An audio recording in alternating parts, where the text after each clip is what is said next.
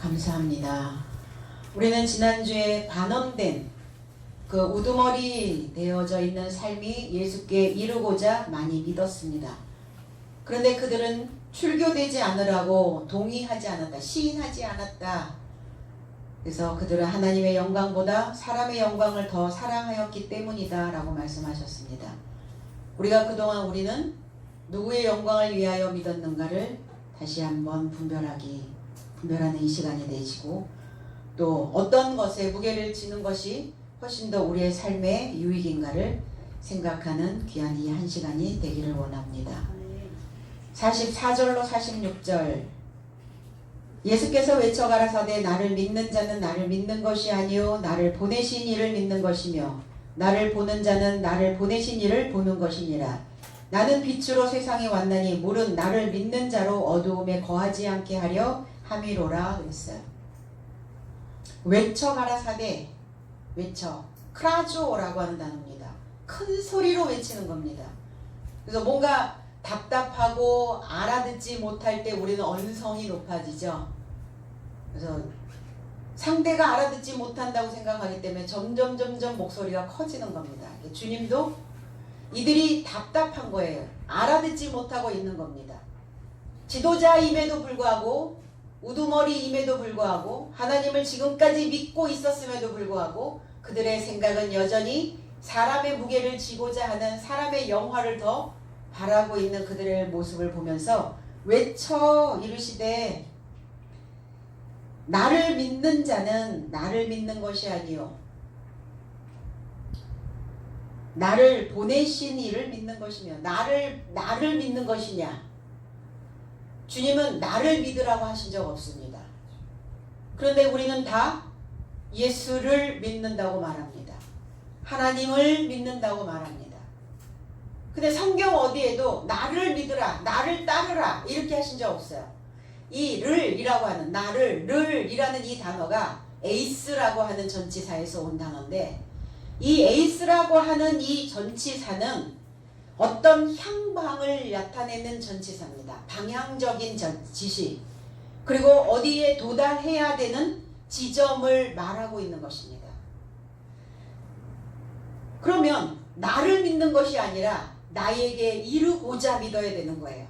그럼 이르고자 믿는다는 것은 반드시 믿음에는 방향이 정해져 있어야 되고, 믿는다는 것은 어느 지점에 도달해야 되는 목적이 필요하다는 거예요. 그냥 나를 믿고 나를 따르는 것이 아니라 어느 지점에 내가 이르러야 되고 분명히 어떤 방향을 정해놓고 방향을 만들어 놓은 상태에서 믿어야 되는 겁니다. 그러니까 그게 나에게 이르고자 믿는다는 것은 그리스도화 되는 거예요. 예수화 되어지는 겁니다.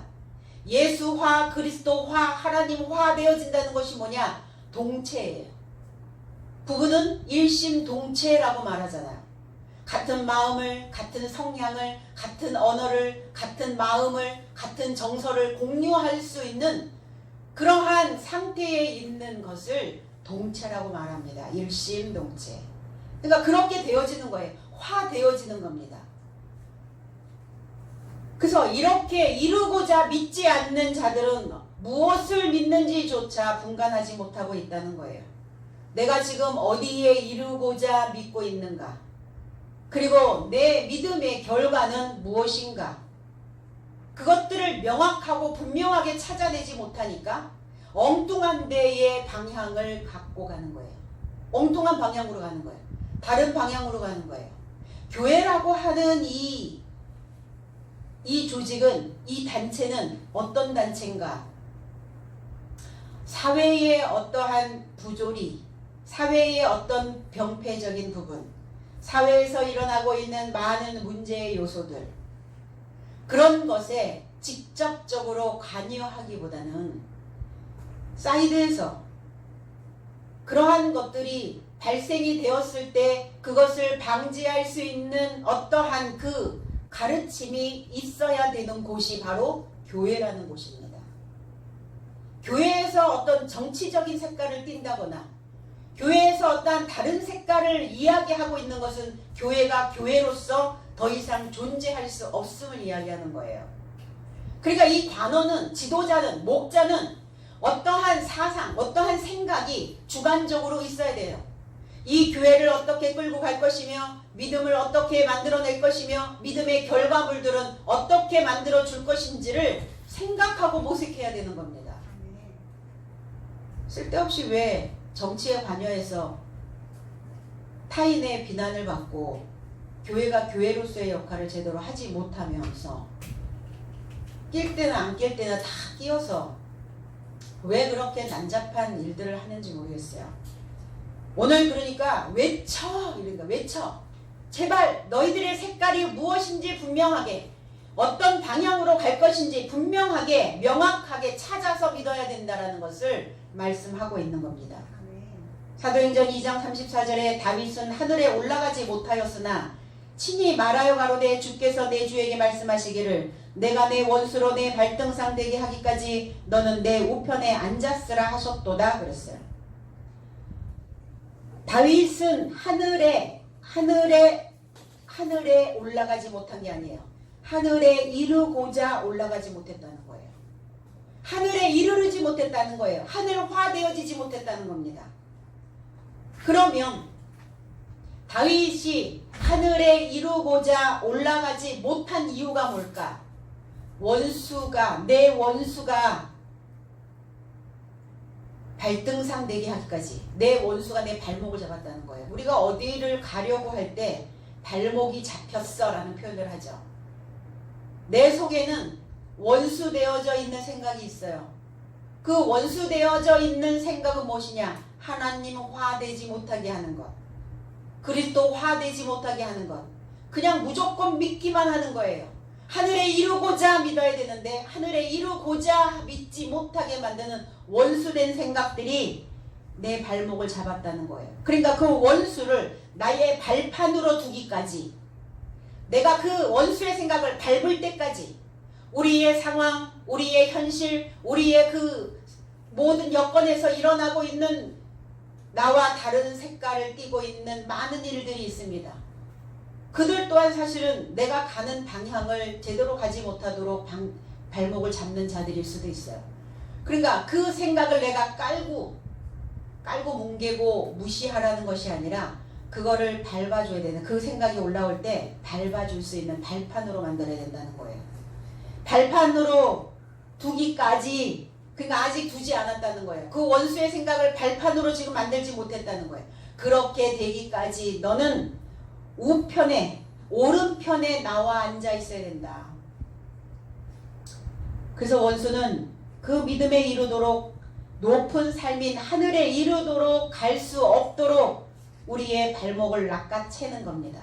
그러니까 발목이 낚아채했으니까 어때요? 방향 감각을 잃어버리게 되는 거예요. 방향을 잃어버리게 됩니다. 갈 길을 잃어버리는 거예요. 내 믿음이, 내 신앙이, 이 교회의 언어들이, 교훈이 어디로 흘러가야 되는지 방향을 잡지 못하는 거예요. 그러니까 성도들 전체가 다 길을 잃어버리게 만들어 놓는다는 겁니다. 그럼 길을 잃어버린 자들의 삶이 행복하면 얼마나 행복하겠어요? 행복할까? 과연 방향 없이 가는 그 인생이 행복하겠느냐고요. 그냥 오늘 하루 주어졌으니까, 눈 떴으니까, 숨을 쉬고 있으니까 그냥 아무 의식 없이 무의식적으로 그냥 살아가는 인생들이 행복하겠느냐는 거예요.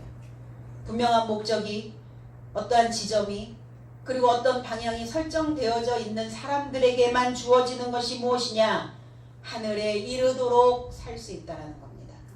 하늘에 이르는 삶을, 존경받는 삶을, 하늘의 도움을, 하늘이 되어져서 스스로 도울 수 있는 그러한 영향력 있는 삶을 살아낼 수 있다는 겁니다. 그럼 다윗은 어디 갔는가? 다윗은 지금 그리스도 안에서 잠자고 있는 거죠. 그리스도가 누굽니까? 하나님의 아들. 그리스도가 뭡니까? 기름 부음을 받은 자, 기름 부음을 받은 구원자. 그러면 그 기름은 무엇입니까? 하나님의 지혜의 지식입니다. 다윗은 어디에 있는가? 지식에 있다는 겁니다. 그러면 그 지식을 내가 터득하지 않으면, 그 지식을, 그 지혜를 내가 본받지 아니하면 다윗은 하늘에 이르도록 살 수 없는 거예요. 그러니까 저와 여러분들이 그 지혜의 지식을 가지고 잠자고 있는 다윗을, 그리스도 안에서 잠자고 있는, 무덤에 잠자고 있는, 나의 무덤에 잠자고 있는 그 다윗을 깨어내야 된다는 겁니다. 그래서 내 속에 다윗의 능력이 만들어지는 거예요. 내 안에 사랑할 수 있는 도둑, 끓는 가슴이 만들어지는 겁니다. 열정이 만들어지는 거예요. 에너지가 뿜어져 올라오는 겁니다. 순간순간 업다운이 되죠. 당연히 환경에 의해서도, 사람의 말에 의해서도, 내가 가지고 있는 어떤 것으로 인해서도 우리는 다운이 됩니다. 그럴 때 사실은 다윗이 하늘에 이르도록 깨어낼 수 있는 나의 능력이 만들어져 있어야 되는 것이죠.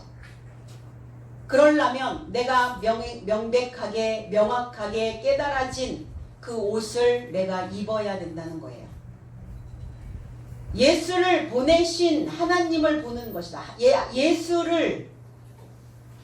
예수를 본다는 것은 하나님을 보는 것이다. 그리고 내가 보내신 자를 보는 것이 결국은 나를 보는 것이다. 하나님을 본 자 없습니다. 2000년 전에 우리가 그리스도를 면대면 한 적도 없어요. 그러면 하나님을 어떻게 보고 그리스도 예수를 어떻게 보는 것인가? 보낸 자를 통해서 하나님을 보는 겁니다. 내가 보낸 자, 나의 사도들을 통해서, 나의 성도들을 통해서, 내게 배우고 본받고 있는 자들을 통해서 하나님을 본다라고 성경은 그렇게 기록하고 있습니다. 그러니까 어때요? 저와 여러분들이 보냄을 받은 자잖아요. 그럼 보냄을 받은 나를 통해서 그리스도가 드러나야 되는 거예요. 저와 여러분들의 삶을 통해서 하나님이 보여져야 된다는 거예요. 맹목적인 신앙이 아닙니다. 그냥 믿는 게 아니에요. 그러니까 믿는다는 것은 뭐냐? 믿는다는 것은 볼 수 있다라는 거예요. 보이지 않는데 믿음이 가지 않죠. 보여야 믿을 수 있죠. 보여야 신뢰가 갑니다. 보여야 설득력이 있어요. 그러니까 그러면 누굴 보고 믿겠어요? 하나님이 보내신 자를 보고 믿는 거예요. 저와 여러분들의 삶을 통해서 하나님이 보여져야 되고, 이 보냄을 받은 저와 여러분들의 삶을 통해서 하나님을 믿게 만드는 겁니다. 설득할 수 있다요. 설득해내야죠. 내 삶을 봐. 내 생각을 봐봐. 내 마음가짐을 봐봐. 내 행동을, 내 태도를, 내 자세를, 내 언어를 한번 봐. 내가 말하는 것을. 그러면 나를 통해서 하나님을 보게 한다는 것은 내가 가지고 있는 최고의 것, 가장 좋은 것, 극진한 것, 매우 값진 것들을 보여줄 수 있어야 된다는 거예요. 그러면 나는 보석도 없고, 내 돈도 없고, 명품도 없고, 없는데 나는 뭘로 가장 값진 것을 보여줄 것인가? 말입니다, 말. 그래서 말에는 값이 있다는 거예요. 말값을 해야 된다는 거죠. 그럼 말을 값어치 있게 하느냐, 말을 값어치 없게 하느냐예요. 그럼 말을 값어치 있게 하는 사람들은 어때요? 그 사람을 보면서 존경받고 높은 사람이라고 인식을 합니다. 우리는 그동안 내 삶을 통해서 얼마만큼 신뢰를 얻었는가? 나는 믿는 자로. 얼마만큼 신용이 지금 회복되어져 있는가? 그렇게 믿으려면 믿지 마. 그렇게 하려면 교회도 다니지 마요. 누굴 위해서 하려면 하지도 말어. 누구를 위해서 봐주듯이, 적선하듯이 그렇게 하나님을 믿고 있기 때문에 말의 값이 달리질 않는 거예요. 말의 신용이 떨어지는 겁니다. 설득력이 없는 거예요. 신뢰도가 높지 않는 겁니다. 왜 한 세상 살면서 나라고 하는 이 존재를 왜 그렇게 형편없는 값으로 만드느냐는 거죠. 오늘 우리는 나 자신을 내 자신에게서 나오는 그 말값이 많은 사람들에게 신뢰도를 얻을 수 있다는 것을 꼭 기억하시기 바랍니다. 그리고 나는 믿음의 방향을 잡고 가는 자들, 저와 여러분들의 삶을 보고 믿는 겁니다. 그러면 저와 여러분들은 뭔가를 보여줘야 돼요. 뭔가를 보여줘야 돼. 그러면 신이라고 하는 그 단어 속에는, 신이라고 하는 단어는 납신자와 보일시자가 동시에 써 있어요. 신이라는 단어에. 그러면 뭔가 보여줘야 되는 거예요. 신은 뭐냐? 보여줄 수 있다라는 거예요. 그러면 믿음의 결실을 위해서 부지런히 경작하고 있는 자들만 보여줄 수 있죠. 아무것도 씨를 뿌리지 않는데, 어떤 것도 심지 않고, 어떤 것도 경작하지 않고 있는데 뭘 보여줄 수 있겠냔 말입니까? 뭘 보여줄 수 있다는 말입니까? 그러니까 저와 여러분들의 삶을 보여주기 위해서는 부지런히 하늘에 이르는 그 가장 귀한, 가장 값진 그 말로, 그 말씀으로 씨를 뿌리시고, 내 마음에 씨를 뿌린 자는 결국은 탈곡할 수 있는 그 알곡들을 보여줄 수 있는 삶이 만들어진다는 것입니다. 씨를 뿌리는 그 과정은 딱딱하고 굳어있는 그 땅을 파야 돼요. 파지 않으면, 구멍이 뚫리지 않으면 씨는 심겨지지 않습니다. 우리가 하나님을 믿는다는 것은 뭐냐? 나 자신을 통해서 신뢰로운 삶을 만들어낸다는 것이 무엇이냐? 구멍을 만드는 거예요. 그럼 구멍이 만들어져야 땅도 숨을 쉬고 씨앗도 숨을 쉴 수가 있어요. 저와 여러분들의 생각 속에 하나님의 말씀으로 뚫리지 않으면, 우리의 마음이 뚫어지지 않으면 우리는 숨이 막혀요. 그러니까 항상 한 주에 한 번씩은 이 구멍을 뚫어서 숨통을 열으셔야 되고, 이 통풍구를 통해서 들어오는 그 바람을 들이마시고 내쉬어야 되는 그러한 삶이 만들어져야 된다는 겁니다. 그래야 질식하지 않겠죠.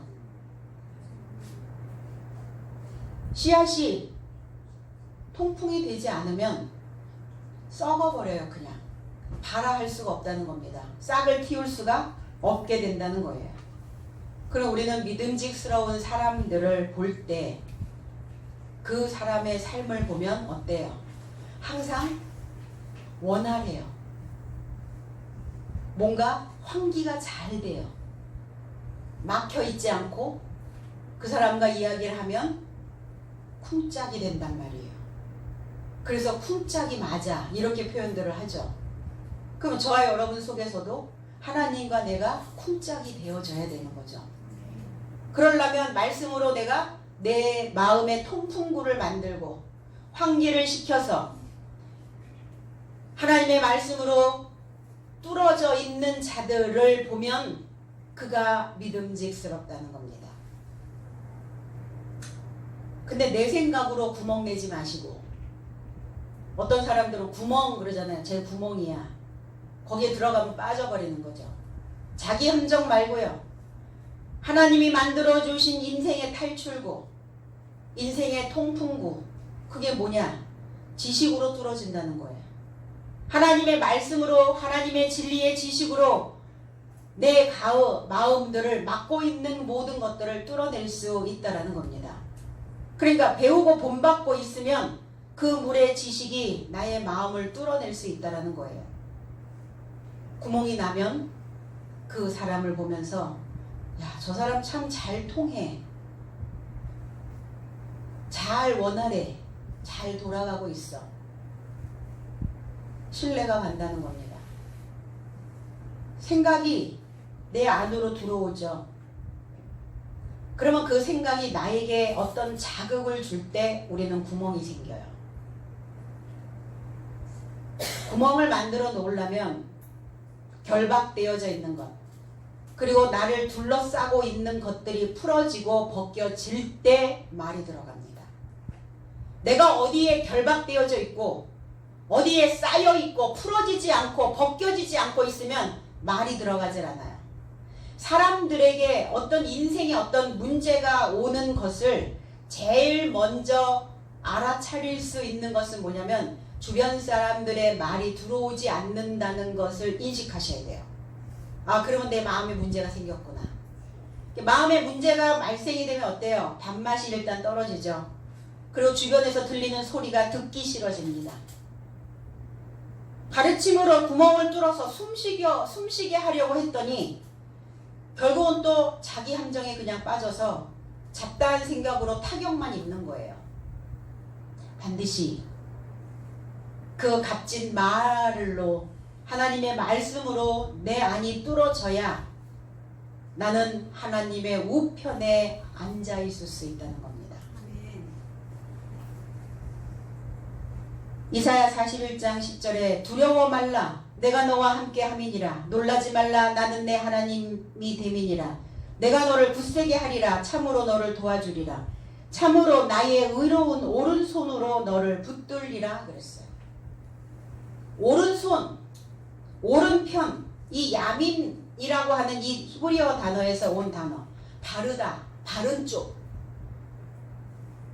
이 바른 쪽은 어떤 쪽이냐? 남쪽이라고 얘기해요. 남쪽. 그러니까 빛이 있는 곳입니다. 따뜻하고 온화한 곳입니다. 하나님의 말씀이 늘 내리쬐는 곳입니다. 이 바른 쪽, 바른 생각. 두려워 말라. 무엇이 두렵죠? 왜 겁이 나죠? 뭐가 무섭습니까? 내가 어두워 있기 때문에 무서운 거예요. 낮에 다니면 무서운가요? 밤에 다니면 무서운가요? 밤이 훨씬 무섭죠? 낮에 다니면서 무섭다고 하는 사람 별로 없잖아요. 밤이 오면 무서워지는 거예요. 내가 밤인데, 내가 어두움인데 그 어두움을 인지하지 못하면 그냥 공포감에 쌓여버리는 거죠. 내가 너와 함께 한다. 함께 한다는 건 뭐예요? 내가 너와 결합되어질 것이다. 내가 너와 동체로 있을 것이다. 일심동체로 있을 것이다. 놀라지 말라. 당황하지 말라. 내가 너를 응시하고 계신다는 거예요. 하늘에서 나를 응시하고 계신다는 겁니다. 내 하나님 됨이니 내가 너를 굳세게 하리라. 굳세어라 금수나 굳세게, 이 굳세게가 아니라 내가 너를 용기 있게 하시겠다는 거예요. 내가 너의 색깔을 강하게 만드시겠다는 겁니다. 너에게 능력으로 입혀주실 것이라. 참으로 너를 도와주리라. 우리 이 단어 참 좋아하죠. 하나님의 도우심. 누군가 나를 도와주기를 기대하고 어떤 도움을 받기를 원하고 참으로 또한 너를 돕는다는 것이 무엇이냐? 그냥 무조건 원조, 구조, 구제 그것이 아니라 내가 너를 둘러싸 줄 것이다. 하나님의 말씀으로 내가 너를 에워싸 줄 것이다. 내가 너를 보호막을 쳐줄 것이다. 참으로 너의 의로운 오른손으로 의롭다, 공정하고 바르게 살고자 하는 너를 공평하고 바른 쪽으로 가고자 하는 하나님의 말씀이 따뜻하게 내리쬐는 남쪽으로 살기를 원하는 너를 내가 붙들리라. 붙들어 주신다는 것은 이 타마크라고 하는 단어인데 떠받들다는 하나님이 우리를 받쳐주시겠다는 거예요. 내가 너 받쳐줄게 이러죠. 하나님이 우리를 쳐들어 주신다는 겁니다. 왜? 바닥에 있으면 맨날 걸구쳐. 발에 맨날 치여. 사람들의 생각에 치이고 사람들의 눈빛에 또 걸구치고 사람들의 그 행동에 또 내가 바닥으로 내려가고 그러니까 어떻게 해야 돼요? 내가 너를 떠받들리라. 받쳐주리라. 그래서 마음이 들려야 된다고요. 그러니까 어떤 방향 없이 내가 어느 곳을 향하여 어느 지점에 이르러야 되는지도 모르는 상태에서 그냥 마음이 붕 뜬 것과 분명히 어느 지점을 가야 되고 분명히 방향을 잡고 가는 그 마음이 뜬 것과 들려있는 것과는 다릅니다. 차원이. 그럼 우리가 가는 것은 그냥 향방 없는 붕 뜬 것만 있는 것이 아니라 분명히 정해져 있고 분명히 목적이 있고 어떤 향방이 만들어져 있는 상태에서 마음이 들떠 있다는 것은 그건 지극히 건강하고 지극히 행복한 삶이라는 겁니다. 그래서 나 보내신 이에게 이르고자 믿는 자는 나를 볼 것인데 내가 보낸 자를 보는 것이 하나님을 보는 것이다. 보내다, 파송하다. 우리는 다, 저와 여러분들은 다 보냄을 받은 자입니다. 파송하셨단 말이에요. 우리를 파견하셨어요. 한 주간 시온수원 교회 가서 부지런히 봉사하고 헌신하고 오라고 파견하신 거예요. 그럼 파견 나오신 거죠? 보냄을 받은 거 맞죠? 그럼 보냄을 받은 나는 나의 삶을 보고 나의 믿음의 형태를 보고 하나님을 볼 수 있다라고 말하니까 오늘 제대로 파견 근무하고 가셔야 되는 거예요. 그래야 한 주간 나를 보는 사람들에게 제대로 하나님의 맛이 무엇인지를 보여줄 수 있기 때문입니다. 계시록 14장 18절에 불을 다스리는 다른 천사가 제단으로부터 나와 이 한낫을 가진 자를 향하여 큰 음성으로 불러가로되 내 이 한낫을 휘둘러 땅에 포도 송이를 거두라. 그 포도가 익었느니라 하더라 그랬어요. 이 한낫을 휘둘르다라고 하는 이 단어가 펜포라는 보내다라는 단어예요. 그러면 이 한낫을 보내어 땅에 포도 송이를 거두라. 포도가 익었다. 포도가 익었다라고 하는 것은 어떠한 말이나 어떠한 글의 논지를 완전히 이해하는 거예요. 그래서 사람들이 이렇게 얘기하죠. 쟤 완전히 무르익었어. 사랑이 무르익었어. 그 지식이 무르익었어. 어떤 절정에 다다랐다는 거예요. 저 사람이 말하는 것, 말씀에서 표현하고 있는 그 모든 것들이, 모든 내용들이 다 그 논지를 이해하고 있는 거예요. 이것을 익었다라고 표현하는 겁니다. 아크마조라고 하는 이 단어에서 온 거죠. 그러면 천사가 가지고 있는 것이 뭐냐? 이 한낫. 이 한이라고 하는 단어는 빠르다, 또 예리하다 라는 의미를 가지고 있어요. 예리한 낫. 이 낫의 의미는 뭐냐? 무엇인가를 뜯어내는 거예요. 잡아 뜯죠. 별을 벨 때 낫으로 잡아 뜯죠. 땅에 박혀있는 어떤 것들을 풀들을 잡아 뽑을 때 낫을 씁니다. 그럼 낫이 예리해야 된다고요. 그러면 저와 여러분들은 무엇으로 보냄을 받았는가? 예리한 낫으로. 예리한 낫으로 보냄을 받은 삶이에요. 그리스도께서도 예리한 낫으로 보냄을 받으셨고 사도인 저와 여러분들도 마찬가지예요. 그럼 어떻게 예리한 것과 예민한 것은 다릅니다. 날카롭게 예민한 것과 예리한 명철한 생각을 가지고 있는 거하고는 차원이 달라요. 그럼 우리는 어떻게 해야 돼요? 명철한 예리함이 있어야 되겠죠. 그러니까 그 예리한 것을 만들어내기 위해서는 명확하고 명백하고 분명하고 어떠한 글이나 어떠한 말의 논지를 이해시킬 수 있는 해석된 말씀이 내 안에 들어와야 우리는 그 예리한 말씀이 내 안에 만들어질 수 있다는 겁니다.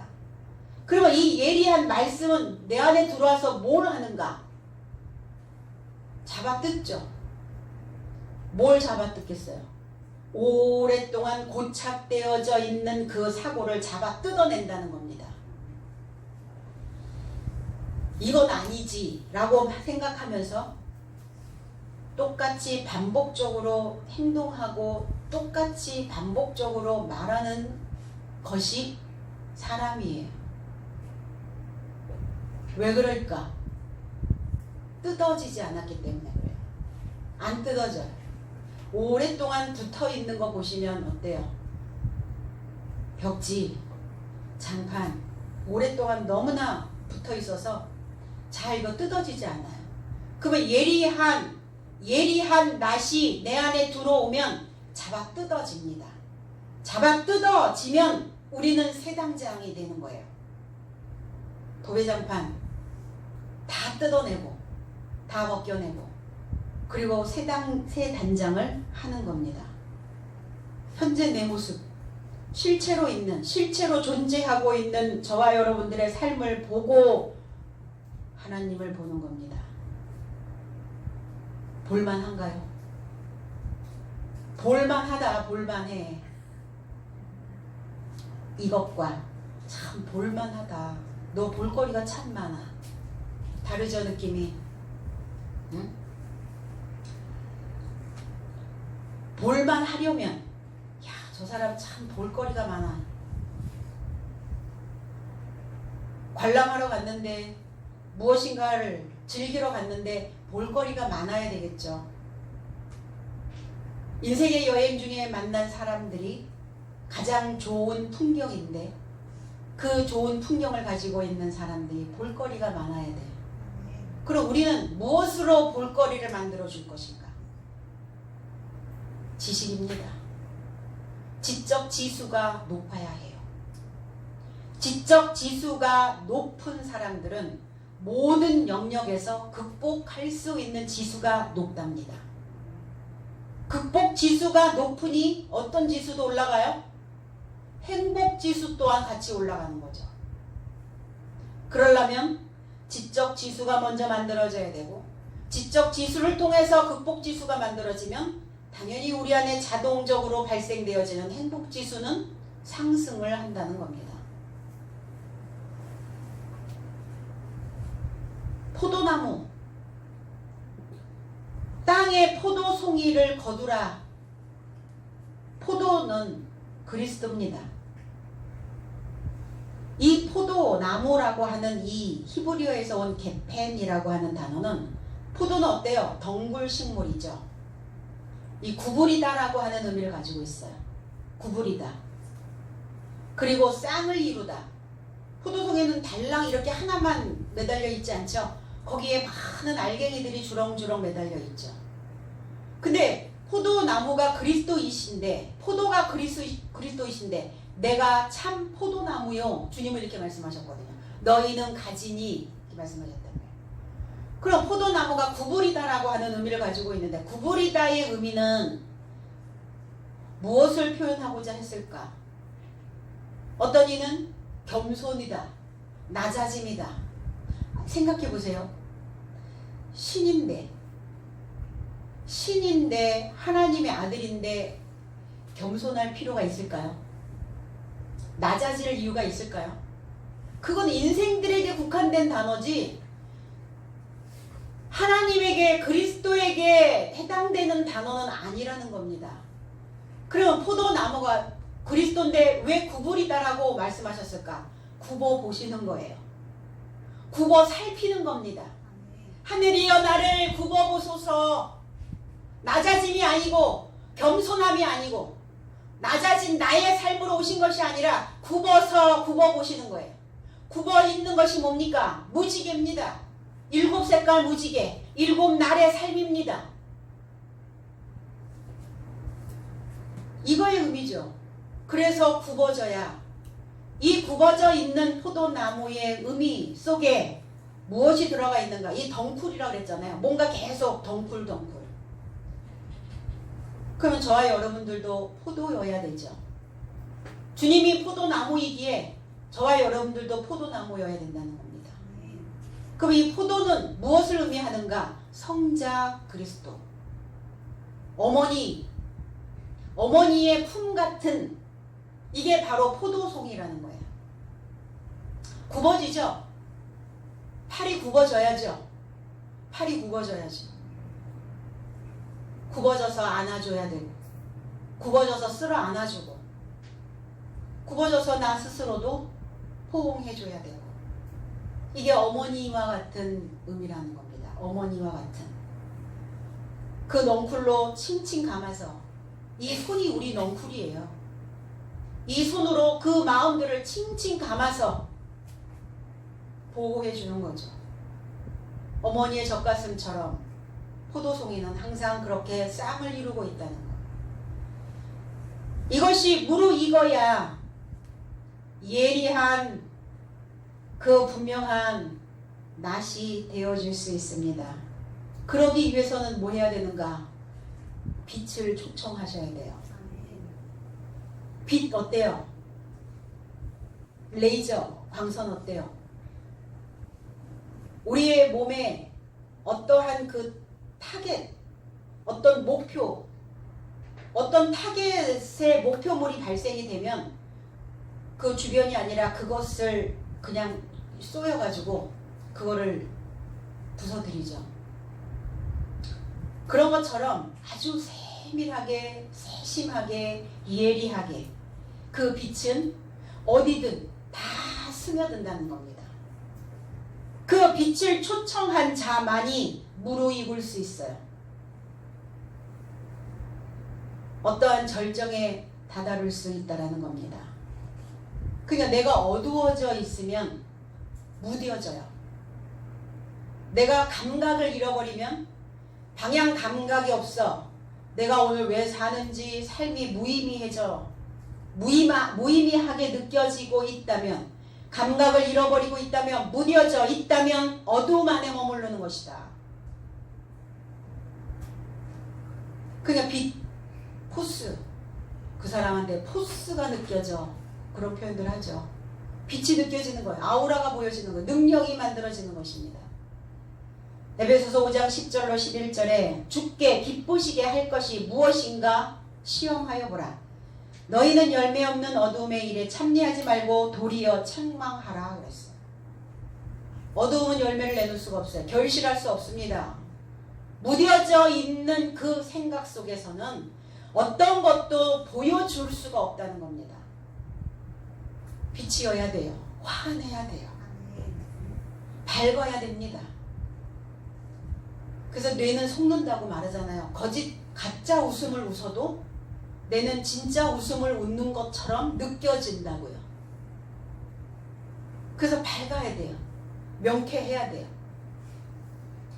그래서 우리가 그 기이한 빛에 이르도록 그 어두운 데서 내가 그 빛을 초청해 내야 되는 것입니다.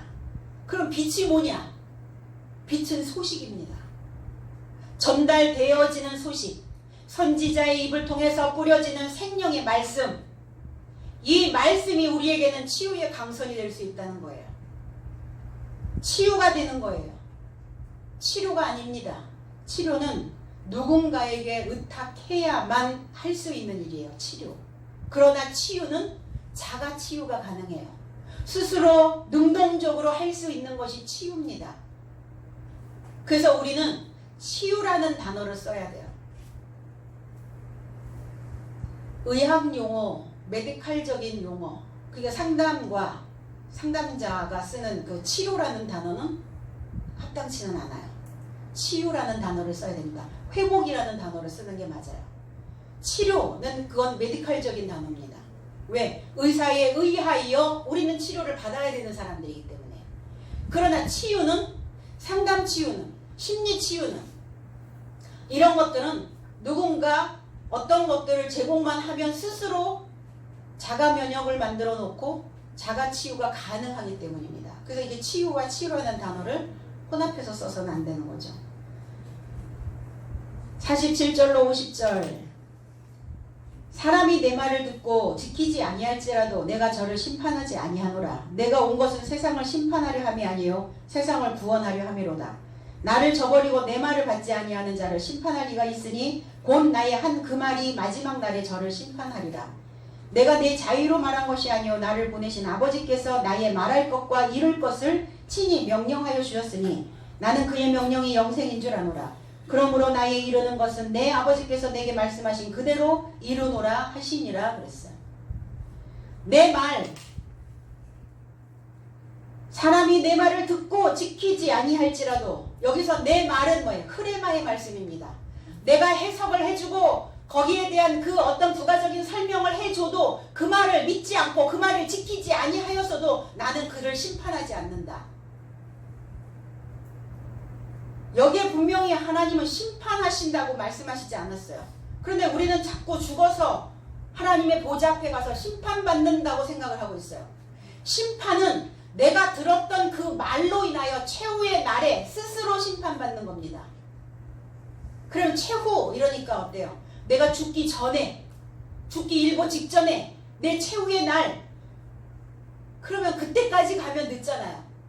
그러니까 빨리 최후의 날을 만드시라는 거예요. 빨리 내 최후가 와야 돼. 내 생각의 최후가 빨리 맞이해야 돼요. 그래서 그 나에게 남겨져 있는 그 나머지 날들을 나는 오늘 최후를 맞이하고, 무엇의 최후입니까? 어두움의 최후의 날이어야 돼요. 병들어 있는 생각의 최후의 날이어야 됩니다. 거짓 것의 최후의 날이어야 해요. 이 최후의 날에 내가 스스로 나를 판결하는 겁니다. 어떻게? 그동안 내가 들었던 말로, 내가 그동안 들었던 설교로, 내가 그동안 받았던 교훈으로, 아 그렇구나, 내가 이게 잘못된 생각을 하고 있구나, 내가 이 지금 잘못된 마음을 가지고 방향을 잘못 설정하고 가고 있구나, 내가 가지고 있는 그 생각을 지금 뜯어내야 되는구나, 예리한 그 낫으로 내 생각들을 쳐내야 되는 거구나. 오늘 최후의 날이시길 원합니다. 그러니까 이제 최후의 날, 그러니까 어때요? 이 날, 달력에 있는 이 원력을 자꾸 얘기하고 있는데 그 날이 아니에요. 나의 날입니다. 각자의 날이어야 된다는 거예요. 이 나의 해설을 듣고 믿지 않아도 판결하지 않겠다. 왜냐? 나는 세상을 판결하러 온 것이 아니라 세상을 구원하려고 왔기 때문이다. 구원을 받으려면 어떻게 해야 돼요? 빛에 이루고자 믿어야 되는 거예요. 복음에 이루고자 믿어야 됩니다. 하나님의 살아있는 그 말씀 안에 머물러 있어야 되는 것이죠. 그러니까 빛에 이르지 않는다면 어두움에 있는 것 자체가 나 스스로 내가 그 들었던 말씀으로 지금 판결을 내리고 있는 거예요. 너는 어두움, 너는 빛, 너는 음부, 너는 천국, 이렇게 스스로 나 자신에게 판결을 내려진 대로, 판결문대로 나는 거기에 거하게 되는 것이죠. 그래서 나를 판결하여 구별하려면 그 판결로 나를 멸망케 하는 것이 아니라 나를 건강하고 행복하게 살게 만들어내시려는 하나님의 의도라는 것을 생각해야 되는 것입니다.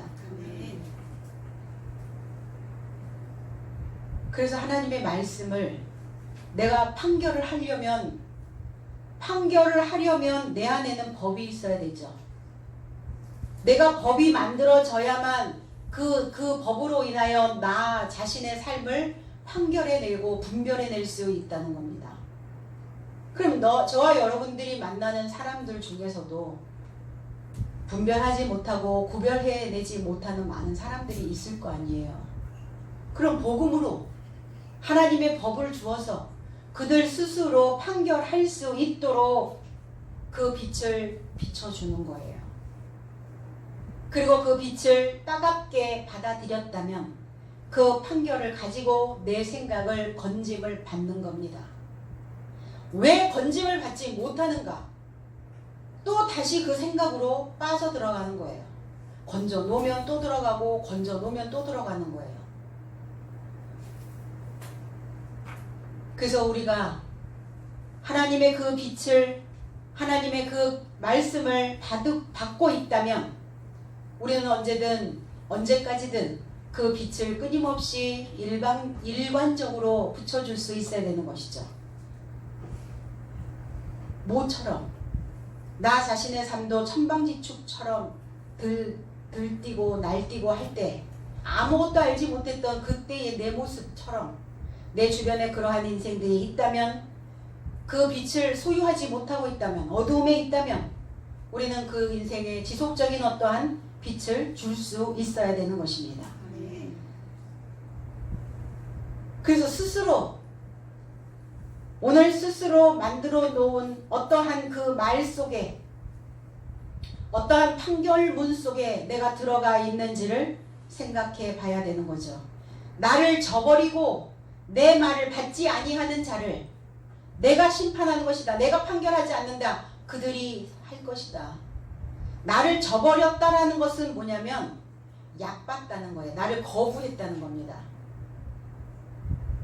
나를 얕보고 거부하고 그 말하는 거부하고 있는 그들의 행동을 나는 결코 취하지 않았다.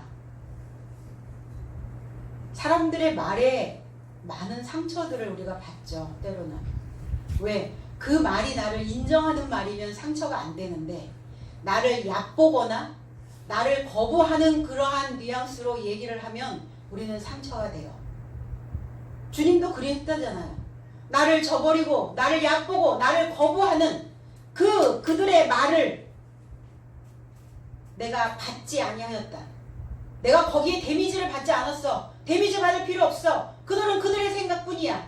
그들이 나를 얕보든 그들이 나를 실패자라고 말하든 나를 거부하든 상관없어. 그건 그들의 생각이지.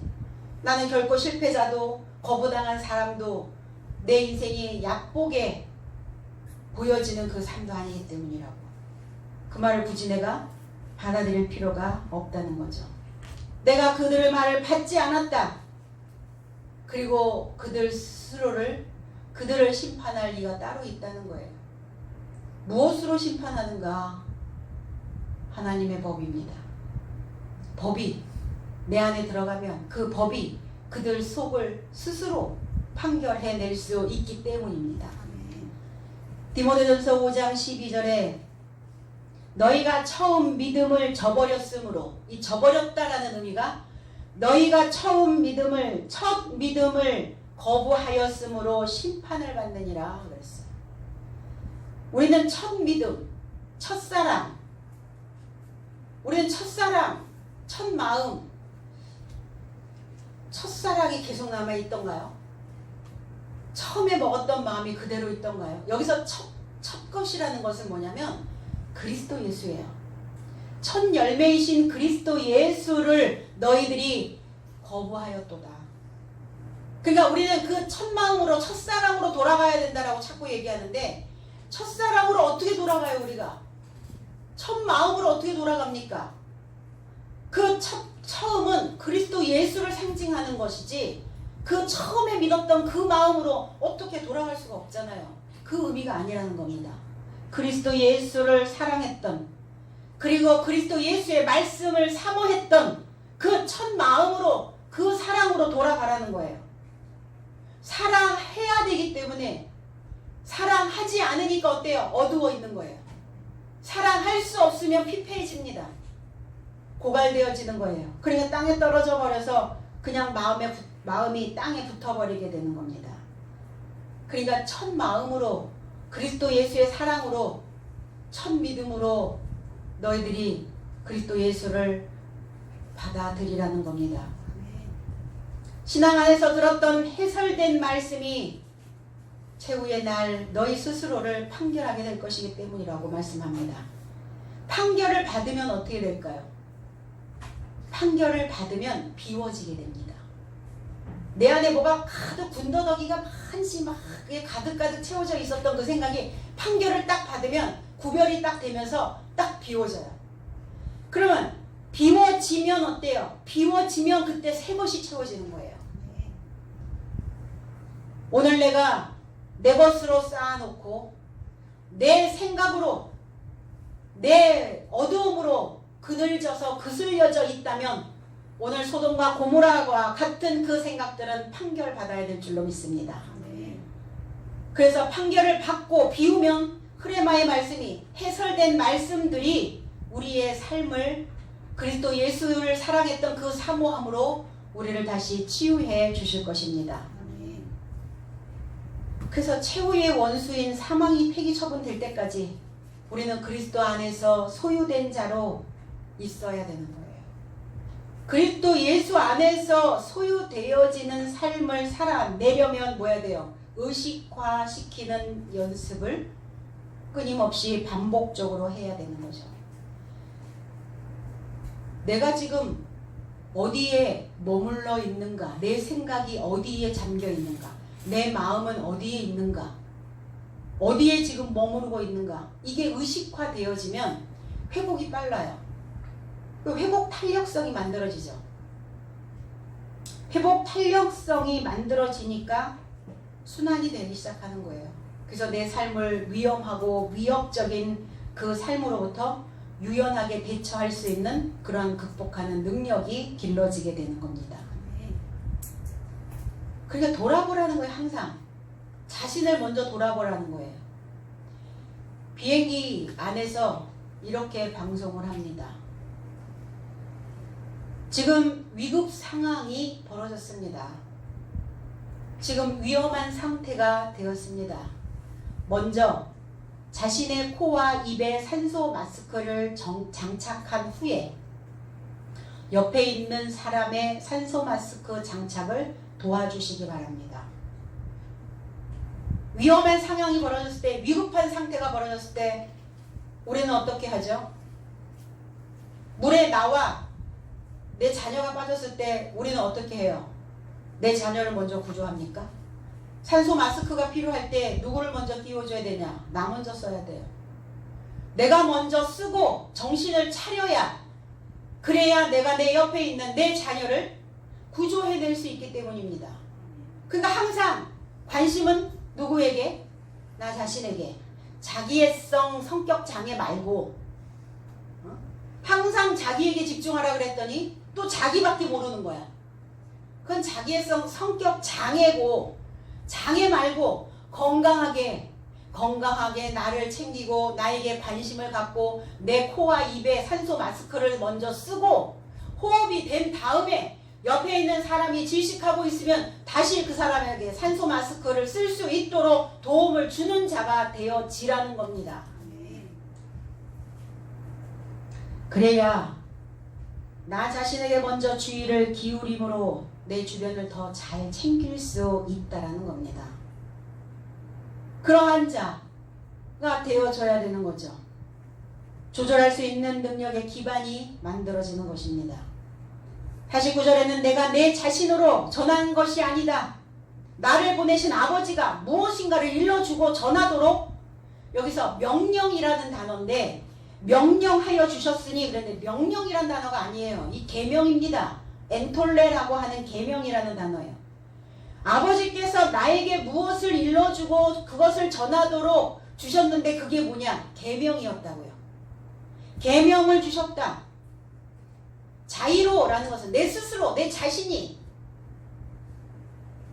형제들아, 빌립보서 3장 13절에 형제들아 나는 아직 스스로 잡은 줄로 여기지 아니하고 오직 한 가지 뒤에 있는 것을 잊어버리고 앞에 있는 삶을 잡으려고 표대를 향하여 그리스도 예수 안에서 하나님이 위에서 부르신 상을 위하여 쫓아가노라.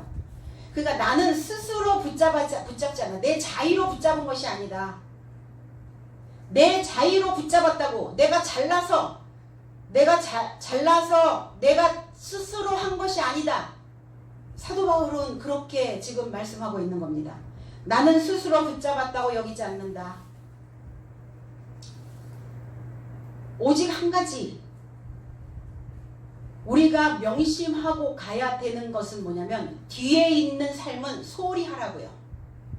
뒤에 있는 삶이 뭡니까? 과거, 지나간 것, 지난 것은 어때요? 지난 것은 흙투성이에요. 지난 것은 어때요? 엉망진창이었습니다. 지난 것은 어때요? 다 묻어있어요. 덕지덕지. 그러니까 그건 소홀히 해도 된다는 거예요. 그 뒤에 있는 삶은 소홀히 하고 앞에 있는 현재의 삶을 손을 뻗어 붙잡으라는 거예요. 현재가 중요하죠. 내 앞에 지금 어떤 현실이 내 앞에 닥쳐 있는가, 그것을 직시하고 가는 것이 중요하지, 과거에 있는 거, 옛날에 있었던 거, 뒤에 있는 거, 그거 뭐가 그렇게 중요해요. 그래서 예수 그리스도 안에서 하나님의 위의 초청의 상에 연결하고자 표적을 쫓아 추적한다고 바울 사도는 말씀하셨어요. 근데 이것이 하나님이 위에서 부르신 상을 위하여, 그러니까 하나님이 우리 위에서 상을 주시려고 우리를 부르신다고 생각을 하는 거예요. 그게 아니라 하나님의 위에 초청된 상. 하나님이 위에 계시죠? 하나님 위에 있을 수 있도록 우리를 초청하셨다고요. 하나님이 우리를 위해서 부르신 상이 아니라, 하나님이 우리를 위해서 부르신 게 아니라 하나님 위에 있을 수 있도록, 다르잖아요, 느낌이. 하나님이 우리를 위해서 부르신 것과 하나님 위에 초청된 삶과 다르잖아요. 하나님 위에 초청된 삶이에요, 우리는. 하나님이 위에서 우리를 부르신 게 아니라 하나님 위에 초청의 상에 연결하고자 우리는 그 표적을 추적해야 된다라고 말합니다. 스스로가 아니다. 나와 연결되어져 있는, 연합되어져 있는 계명이 나를 하나님 위에 초청한 삶으로 만들어 주신 것이다. 계명입니다. 하나님이 주신 계명으로 전한 것이다. 내 것이 아니다. 구전되어졌던 인용구를 써서 구약에 인용되어져 있었던, 해석되지 못했던 그 말씀들을 인용해서 그 계명을 말씀으로 새롭게 해석해서 나는 전한 것이지 내 자의적 해석은 아니었다. 요한일서 3장 23절에도 그의 계명은 이것이니 곧 그 아들 예수 그리스도의 이름을 믿고 그가 우리에게 주신 계명대로 서로 사랑할 것이니라. 그러면 주님께서 전하신 계명의 내용이 뭐냐? 사랑하라는 거예요. 어떤 사랑이라는 거, 어떤 사랑을 하라는 거예요. 하나님의 계명을 주는 것이 사랑이다라는 거예요. 원수된 형제를 사랑치 않는다면 계명으로 인해서 내 죄가 드러나지 않고 나는 죽지 않는 거예요. 나는 그냥 스스로 의인되어져 있는 것이죠. 그러니까 우리는 누구도 내 자의로 판결할 수 없다는 겁니다. 사랑해주면 그 또한 언젠간 그 마음을, 사랑을 주는 자의 그 마음을 세워줄 수가 있어요. 헤아려 줄 수 있는 날이 온다는 겁니다. 그러니까 계명을 가진 우리가 더 많이 사랑해야 된다는 거예요. 배운 우리가 더 많이 사랑해야 된다는 거예요. 그 계명은 어디로 나갑니까? 입으로 나가는 거예요. 사랑은 뭡니까? 영원한 생명, 내세적 생명. 우리가 살아가는 이 모든 삶의 모든 것을 다 살려주는 말로 그들에게 살려줄 수 있는 영이 되어줄 수 있다는 겁니다. 그래서 입에서 부는 그 소리로, 입에서 나가는 그 소리가 죽어있는, 질식해있는 많은 인생들의 심폐소생술을 해주는 것 같다. 그게 사랑이라는 거예요. 인생을 살려주는 거 외에 어떤 사랑을 우리는 원합니까? 그것이 하나님의 사랑이라고 말씀하고 있습니다. 그래서 그 계명을 전하는 것이 하나님을 사랑하는 것이요. 그 계명을 전하면서 죽어있는 그 형제를 사랑하는 것이 또한 하나님의 사랑을 전하는 것이다. 50절 그의 계명이 살아있는 영이라고 말합니다. 나는 그의 계명이 영생인 줄 아노라. 살아있는 영인 줄 안다고요.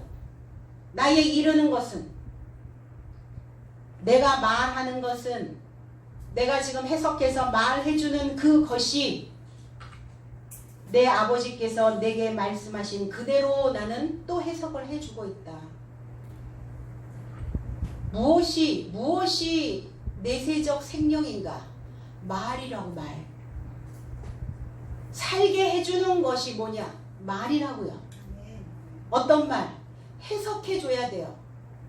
우리 왜 분쟁이 일어납니까?